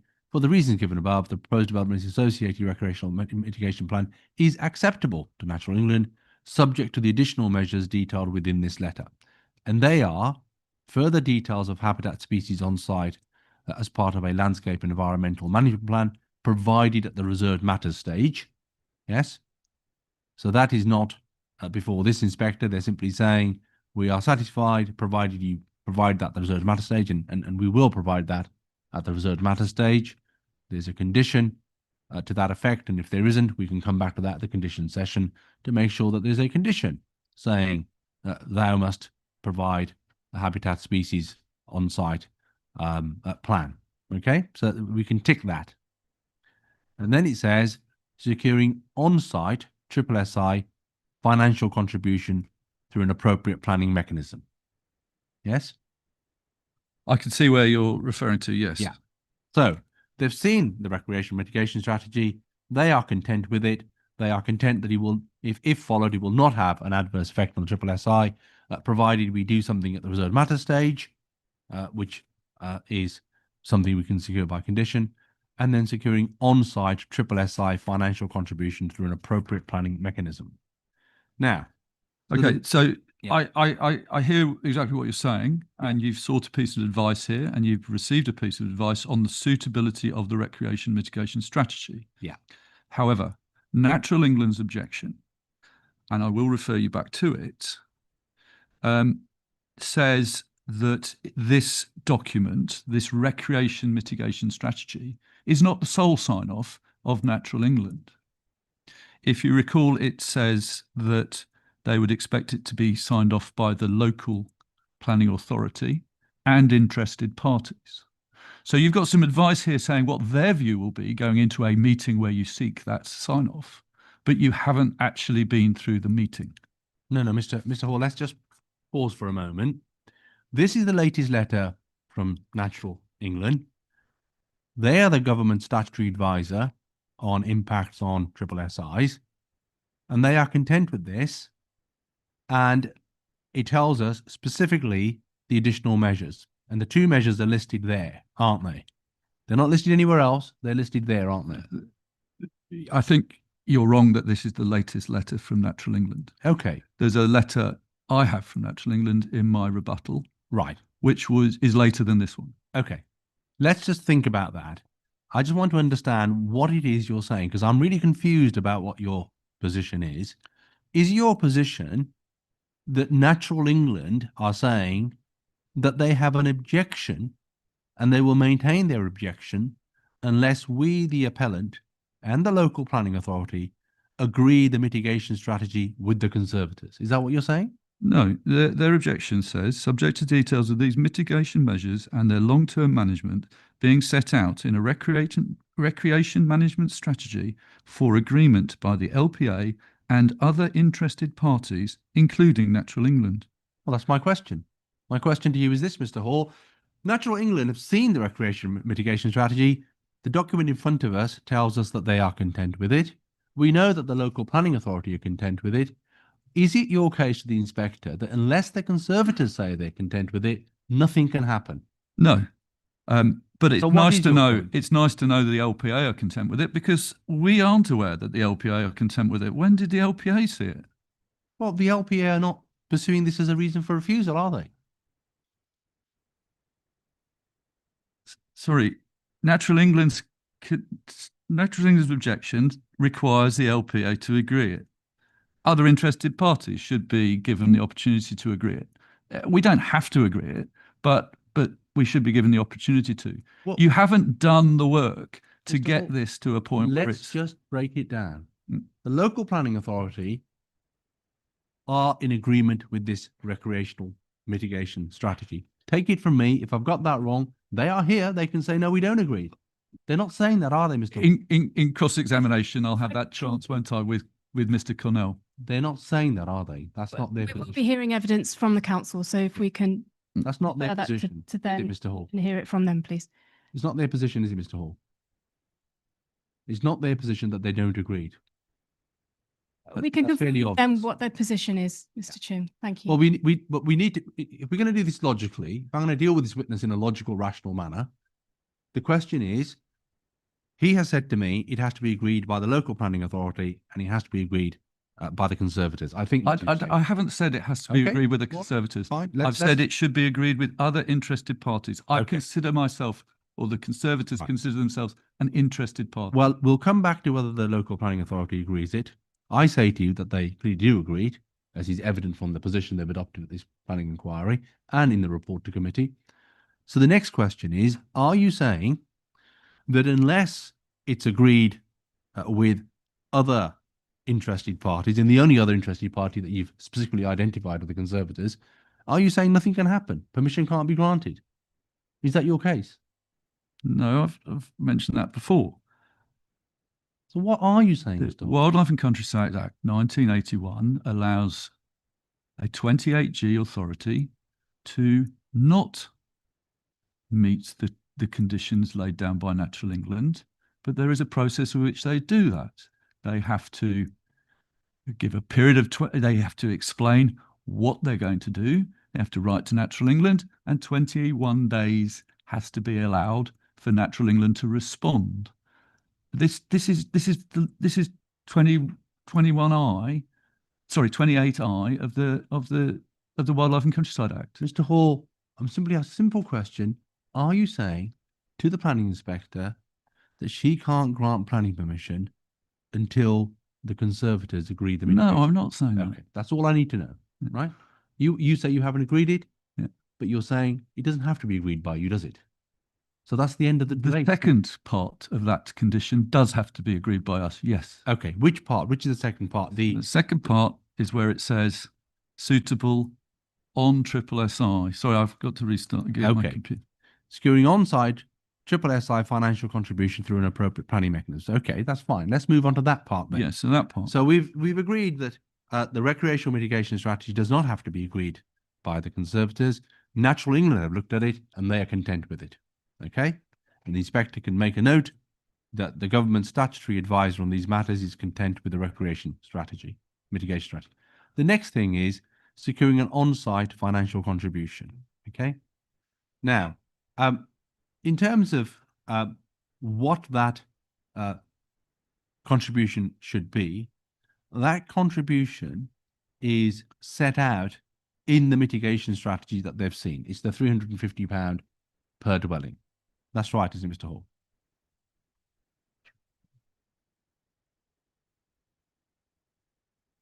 No, is it? Yeah, it's in the, well, I'll take you to it.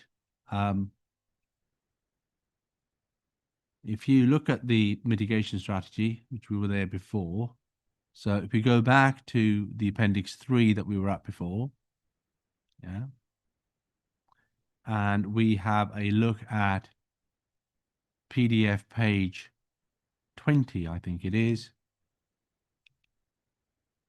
and we look at paragraph 5.3 in the mitigation strategy. It says, in addition to the comprehensive on-site green infrastructure and recreational mitigation measures outlined previously, a financial contribution of £350 per dwelling will be secured through the Section 106 agreement towards off-site mitigation. So they've seen the £350 that we put forward, and they have not said, have they, in their consultation response, well, that's nowhere near enough. We disagree. It should be more. They haven't said that, have they? No, what they've said in their consultation response when we asked for clarification on this matter was that it would be agreed between the council and the conservators. Right. Okay. Well, let's think about that for a moment. If you have a look at It said, they say, regarding the sum of the SAM payment, as we have discussed previously, I assume that means between us, Conservators and Natural England, conversations will need to be held between yourselves and North Hertfordshire Council to determine a proportionate contribution. Yeah. Okay. So Fine. I think that means that they have seen what you said and are putting that step in. Okay. Let's have a look at page 27, yeah, where we were before in Mr. Simpson's Appendix 4, the heading financial contribution. As referenced in Natural England's response, we expect an appropriate proportional financial contribution towards on-site management. You see that? I do. Yeah. So the question now, Mr. Hall, it's simple. Is the contribution that we are putting forward appropriate and proportional? I completely agree. Yeah. So that's we've identified the relevant question. Natural England they've seen the £350 that we put forward. They have not expressly said that they agree with it. They obviously seen it, but they haven't said they disagree with it. Their position is they expect an appropriate proportional financial contribution to be put forward. Right. And And they expect that conversations will need to be held between the Conservators and North Hertfordshire County Council to determine that very same proportionate contribution. Yes. Well, let's think about that, and let's just follow that through, Mr. Hall. Now, the local planning authority is bound, as is the inspector, by the civil regulations. And if they're going to ask for money from a developer, it has to meet the civil regulation tests of being fair, proportionate, reasonable in scale, etc. You're aware of that? Yes. And you will have seen in the report to committee that the local planning authority officer considers the £350 that's been put forward. He considers the £1,000 per unit that the Conservatives say would be more appropriate and proportional, and sets out why he agrees with the £350 and not with the £1,000. We've asked many times for an explanation of that, and we haven't received it. It's set out in the report to committee.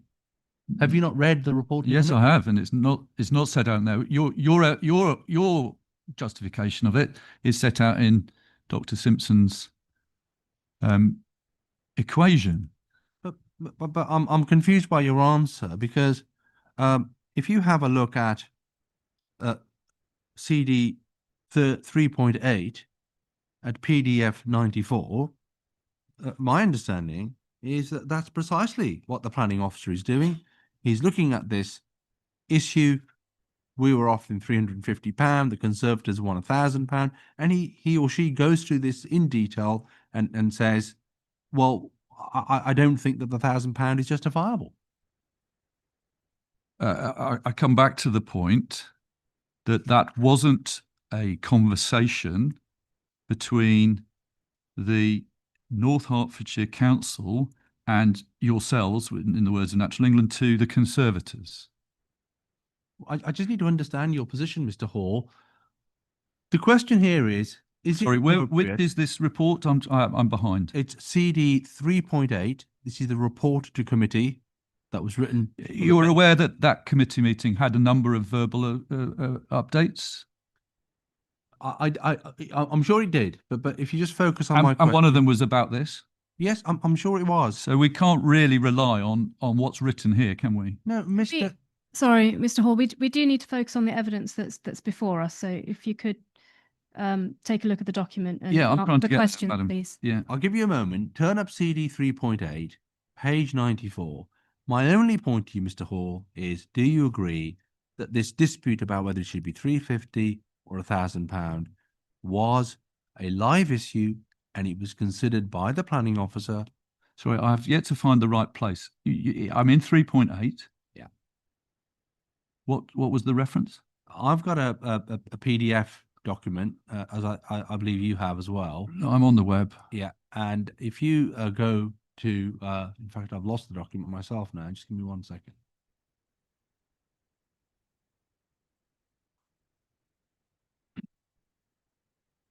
.8. Yeah, and if you make your way to paragraph, it's on the. I'm just looking at the PDF pages at the top.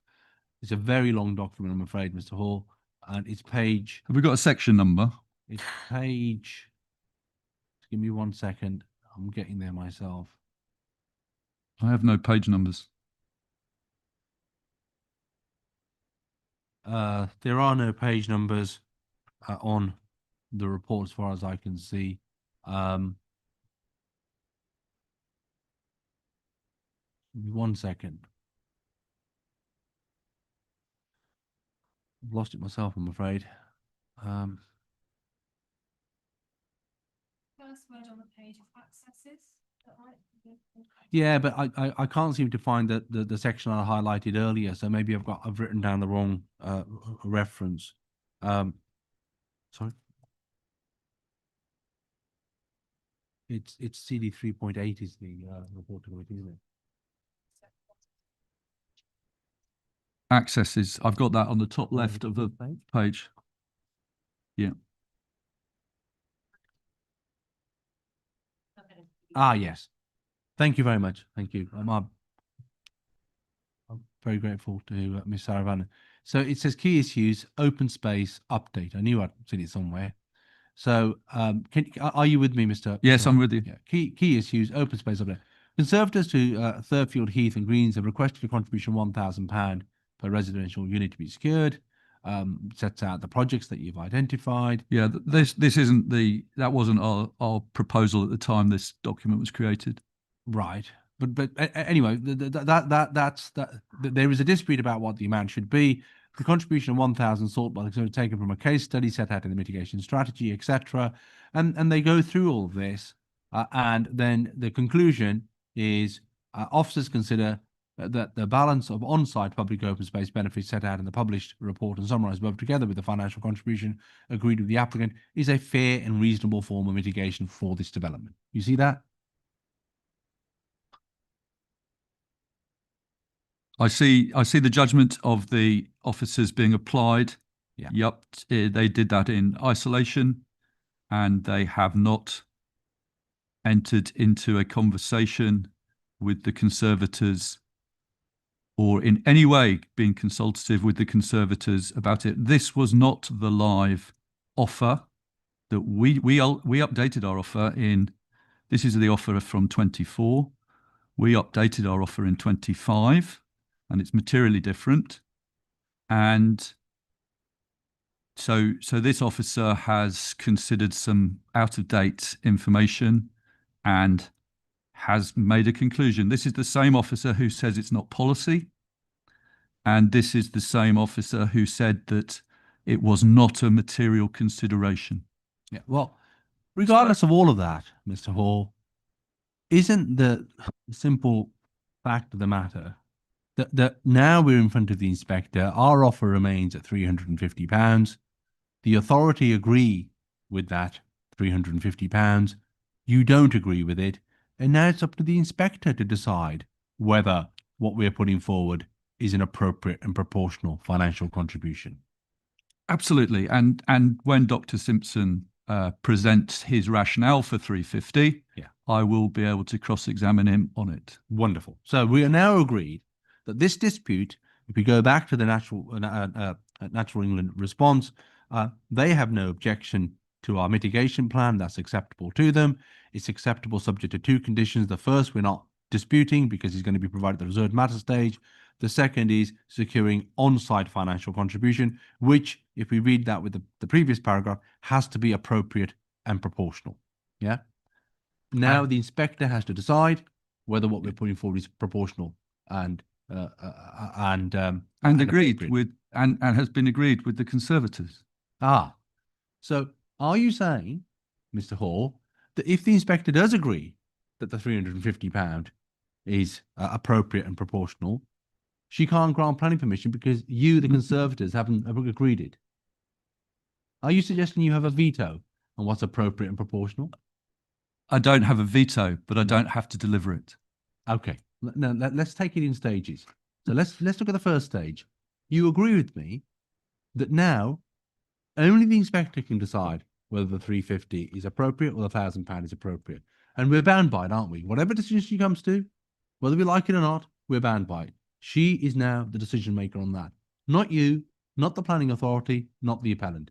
Are we agreed about that? I very much hope that in deciding what is proportionate, the inspector will invite the input of the people that were intended to have input when this decision was before the council. And that's the point. The council's own policies are to involve Natural England and the conservators at getting to what is proportionate. And part of what we're feeling so disjointed with our LPA colleagues is that we're not getting the correct level of involvement according to the strategy and according to the developer contributions SPD and according to therefore SP7.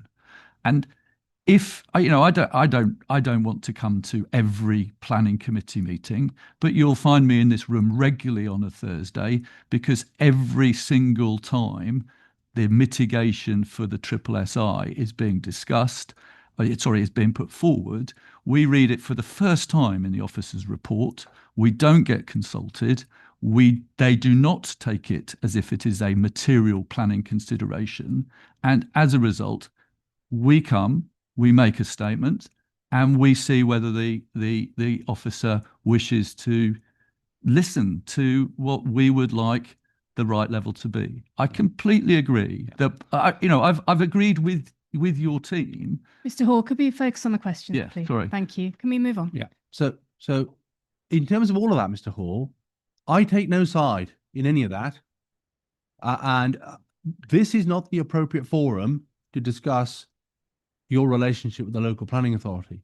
All that matters now, and I want you to agree with me, if you can, please, all that matters now is the inspector has to decide whether the £350 that we put forward per dwelling is indeed appropriate and proportional. That's the question you have to decide, isn't it? Are we agreed? She has to decide that, and we've also agreed something else. The appellant and the conservators in common ground have agreed what we think is proportionate. Yes. And we have agreed to write to Natural England and tell them that we are happy that you have reached a proportionate level if that is what is agreed to be the proportionate level. Right. So you've had every opportunity to come to us and say, yeah, let's do it. Yeah. We do not agree, Mr. Hall, do we? We offer 350, you want 1,000. This is your opportunity to persuade the inspector. This is your opportunity to persuade the inspector that you are right and we are wrong. And you've had that opportunity, haven't you, Mr. Hall, through your written evidence, through your rebuttal, and through your evidence in chief? No, I'm not. Sorry, I didn't realise that my purpose was to persuade of a particular case. My understanding was that you had proposed a argument through Dr. Simpson that will establish your 350. Yes. And I'm allowed to cross-examine that. You are. That's Yeah. right. That's right. So if in cross-examination, we find that Dr. Simpson's numbers fail, yes. and his 350 is not realistic, Yes. are you accepting that the inspector may conclude that 350 isn't correct? Of course. Good. Of course. That's the whole point of this process. Lovely. So So I I'd like to defer discussion about that to Dr. Simpson's. Wonderful. I simply evidence. want to understand what your case is. And so we will be showing Dr. Simpson's numbers do not work. Right. Now, let's move one step forward. So the inspector has heard my questions of you. She's read your evidence, Ms. Simpson's evidence. She'll listen to your cross-examination of Dr. Simpson. And then she's going to have to make a decision. If she decides that the contribution is insufficient to ensure that there will not be adverse impact on the SSSI, if she feels that figure is insufficient, she will dismiss the appeal. And that's the end of it. But if she decides that she does accept the evidence of Dr. Simpson and she accepts the evidence of the local planning authority who are agreed with that figure and think it is fair and proportionate, if she decides that she agrees with us and she grants a planning permission, are you saying that you, the conservators, will not take the £350? You will not respect the decision of this legal process and you'll, in effect, walk away? Is that what you're saying? You'll read the SIL document that's been produced by the council, and they've written this in to their SIL. It says in their SIL that the £350 is not intended to be for on SSSI mitigation.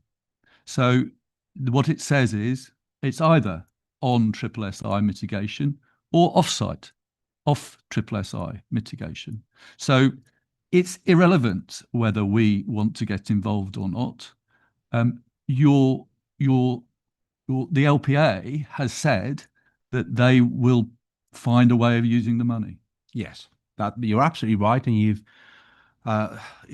moved one question forward from where I am at the moment. But just go back to my first question, just for the record, if the inspector does agree with us and thinks that and rules in her decision that the 350 is fair and proportionate and planning permission is granted, will you, the Conservatives, respect the outcome of this process and continue to assist with mitigation recreational pressures using the 350, or are you saying that you're just going to refuse to get involved? I think we're very unlikely to get involved because our staff are going to be made redundant in 28. And I said that in my openings. Yeah. And I very much doubt your 350 is going to come online in that period. Right. So what staff am I going to use? Okay. But as you yourself agreed, even if unfortunately you're not there to use the 350 and assist with the mitigation efforts, the money will simply go to the local planning authority and they will use the money to assist with the mitigation. I've yet to see a credible SIL proposal from them to do that, but we discuss that later, I think, don't we? Yeah. Well, thank you very much, Ms. Hall. Thank you. Thank you. Thank you. I've just got one question, if you just clarify something for me. And that was, you mentioned about the 100 people a week using the appeal site. Yes. And that was based on footpath wear? Yeah, so briefly tell me about that, please. Okay, so it actually they're in your green folder. There's some photographs. Let me find them.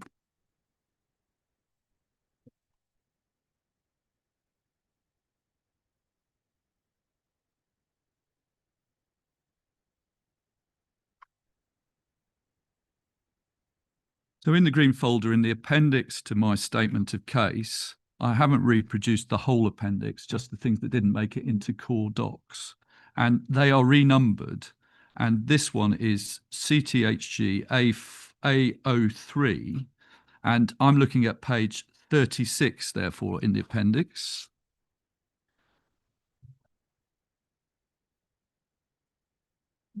You got a colour picture? The next set of photographs in here show what I would call human activity on the site. They show wear of path. They show a push through on a hedge on the next page. They show quite a significant wear of a path. They show the route as it goes down into green walk plantation with a significant number of footprints on it. They show the field edge, and I've taken a close-up. I was lucky to be there at a time when people were leaving trace by way of footprint. And we experience footpath wear on a similar soil type on the heath, and we have to obviously manage quite regularly the thought of how many people are causing this kind of damage and what the recovery rates are likely to be. So these pictures were really intended, and there's quite a lot of them. And interestingly, the appellant has some in their pack, and the LPA had some in the presentation they gave, which I don't think had been put in the core docs. But all of these, so all parties, is what I'm trying to say, have pictures of this sort. Yeah. So I'm using our judgment, the Conservatives' judgment, of the type of numbers of people that are likely to cause this wear. And we're thinking that it exceeds 100 a week. Okay. Thank you. Do you, bearing in mind that we can't, say anything new, introduce anything new, is there anything additional that you'd like to say before I allow you to stand up?